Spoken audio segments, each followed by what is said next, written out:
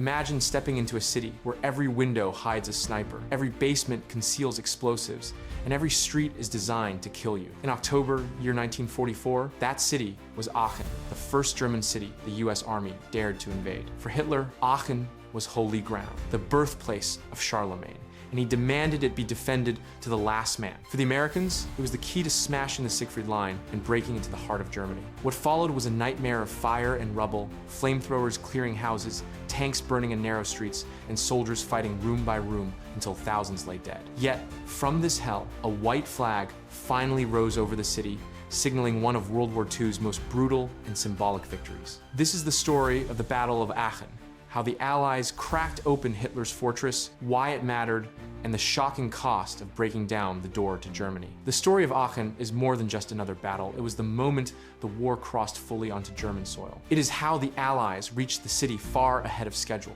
why Eisenhower and Bradley saw it as the key to the Ruhr, and how Hitler's obsession with symbolism turned Aachen into a fortress that had to be defended at all costs. You'll see the terrifying reality of urban combat, where flamethrowers, grenades, and hand-to-hand fighting become the daily routine. How the fall of Aachen shattered German morale, proved the West Wall could be breached, and marked the first Allied victory inside the Reich itself. This is not just history, it's the story of breaking into Hitler's Germany, one bloody street at a time. By the autumn of year 1944, German resistance in the West was collapsing. Eisenhower's armies had swept across France and Belgium with stunning speed, reaching the German border 233 days ahead of schedule. On the 11th of September, American troops stood at positions pre-invasion planners had not expected until May year 1945. Eisenhower quickly shifted priorities. The Ruhr, the industrial heart of Germany, must be taken. The easiest route was through the so-called Aachen Gap, a relatively flat plain, perfect for armor and artillery. But one obstacle stood in the way: the ancient city of Aachen, near the junction of Germany, Holland, and Belgium. Urban warfare is every attacker's nightmare. Streets become killing zones, tanks are blind, and every house must be fought for like a fortress. Aachen was worse. It was wrapped in the Siegfried Line, or West Wall, a belt of pillboxes, bunkers, dragon's teeth, and minefields built by organization taught years earlier. To Adolf Hitler, Aachen was not just another city. It was Charlemagne's capital, the symbol of the First Reich. Aachen must be held at all costs, he ordered. To lose it would be to lose face, morale, and history. Commanding the US First Army was Lieutenant General Courtney Hodges, a quiet, steady officer who had risen from private to general. Under him were Vevan Corps, led by Jay, Lawton Lightning Joe Collins, and 11 Corps under Charles Corlett. Together, they commanded divisions of the Big Red One, the 1st Infantry Division, the 30th Infantry, the 2nd Armored, and more. These were experienced soldiers, but none underestimated the challenge. Sergeant Harley Reynolds of the 16th Regiment recalled, "No way would the Germans give up this city without a fight to the last German standing. It was very unnerving. We were a finger sticking out in front of the US line, a very dangerous position." The opening American probes revealed mixed signs. Lieutenant Carl Wolfe of the 16th Infantry recalled pillboxes left unmanned, their guns stripped years earlier for coastal defenses. Yet, when the Germans did strike back, the ferocity shocked even hardened veterans. On the 17th of September, near Eilendorf, the 16th Regiment endured its heaviest artillery since Normandy, followed by disciplined counterattacks. Any illusion of an easy capture vanished instantly. At the same time, another disaster slowed momentum. On the 17th of September, the Allies launched Operation Market Garden in Holland. The plan failed, costing thousands of casualties and precious supplies. Worse, it gave the Germans time to reinforce Aachen. In the south, another campaign was beginning, the infamous Battle of the Hürtgen Forest, which Hemingway later described as Passchendaele with tree bursts. The stage was now set for Aachen to become a grinding battle of attrition. The defenders were a patchwork force. The battered 116th Panzer Division, fortress battalions, Luftwaffe troops, and civilians pressed into duty.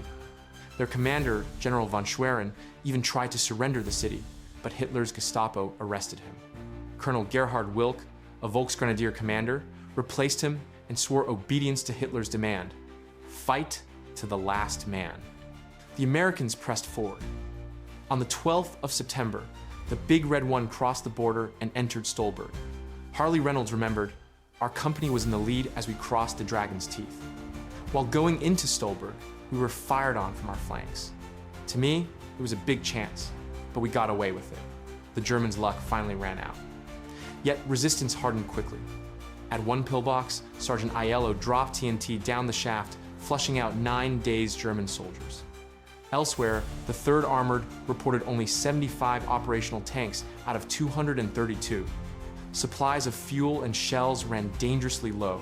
Collins later admitted, "We ran out of gas, we ran out of ammunition, and we ran out of weather." Still, acts of heroism turned the tide. On the 24th of September, Staff Sergeant Joseph Schaefer and his outnumbered squad defended a crossroads south of Aachen against repeated German assaults, personally killing or capturing dozens of men. His courage earned him the Medal of Honor and held the position. By October, fresh supplies arrived, and Hodges unleashed a full assault.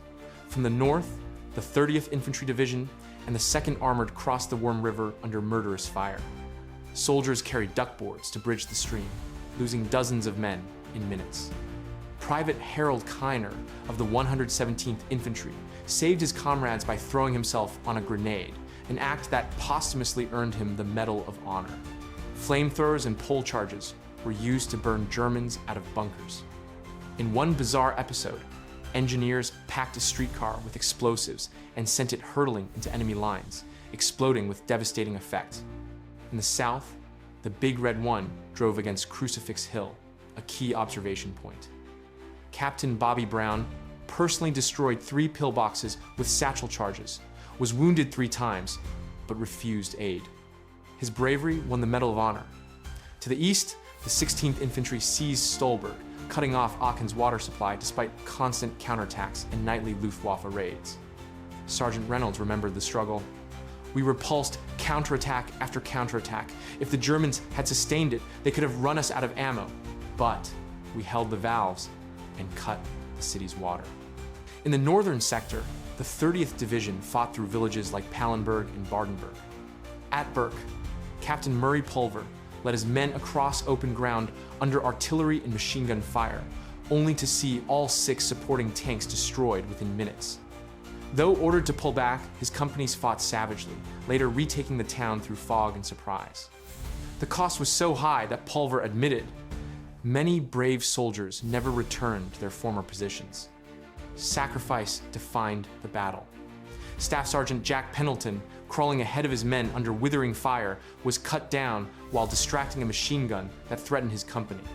His sacrifice allowed others to overrun the position, and he was awarded the Medal of Honor posthumously. On the 12th of October, American artillery dropped 5,000 shells on Aachen, while P-47 seconds bombed the city. But rubble only gave defenders more cover. Tanks were ambushed at every corner. Snipers popped up from sewers. Frank Moody of the 30th recalled crawling across beet fields under artillery, watching comrades shredded by shell fire. At one point, enraged, he beat a German sniper nearly to death after watching a comrade fall. Even high officers were not spared. Brigadier General William K. Harrison of the 30th was wounded by shrapnel, and later wrote to his son, "You'd be surprised what a little piece like that can do. It can break a man's arm or go through his skull to kill him." By mid-October, Aachen was surrounded. Colonel Wilk still refused to surrender, declaring his men would fight to the last bullet. But inside the city, Hodges ordered the 26th Infantry to smash its way block by block. Soldiers blasted holes through walls with 155mm howitzers, moving house to house without exposing themselves to the open streets. Grenades and flamethrowers cleared basements. Sewer lines were sealed with rubble to stop surprise attacks from underground. On the 16th of October, units of the 30th Division linked up with the 1st, closing the ring. Days later, Staff Sergeant Freeman Horner of the 119th Infantry charged across open ground under machine gun fire, personally clearing 3 enemy nests and forcing 4 Germans to surrender. His valor earned another Medal of Honor and finally broke resistance at Würselen. By the 18th of October, only isolated strongholds remained. Sergeant Max Thompson, manning a machine gun, fought off an entire German battalion and later recaptured pillboxes in a night assault despite being wounded. His courage inspired his men and earned him the Medal of Honor. That same day, Lieutenant William Ratchford led his platoon into the Quellenhof Hotel, clearing the luxury spa room by room until the defenders were crushed. The end came on the 21st of October, year 1944. Colonel Wilk and his staff, holed up in a massive air raid shelter, finally emerged under a white flag. Brigadier General George Taylor of the First Division accepted his surrender at 5 minutes past noon. Aachen, the first German city to fall, was in Allied hands. The cost was staggering. The 30th Division lost 3,000 men. The 1st Division suffered more than 1,300 casualties. German losses were heavier still, with more than 11,000 captured. Civilians suffered terribly. Most of Aachen's 165,000 residents had fled, but thousands were killed or displaced in the fighting. Yet strategically, the battle was decisive. Aachen proved the Siegfried Line to be broken, shattered German morale, and opened the road to the Ruhr. For the men who fought there, it was unforgettable. They had faced Normandy, the hedgerows, and the breakout across France, yet many would later say Aachen was the worst. It was the brutal cost of taking the war into Hitler's Germany. Ahead lay even bloodier struggles, the Hürtgen Forest, and then the desperate German counteroffensive in the Ardennes. But Aachen marked the beginning of the end.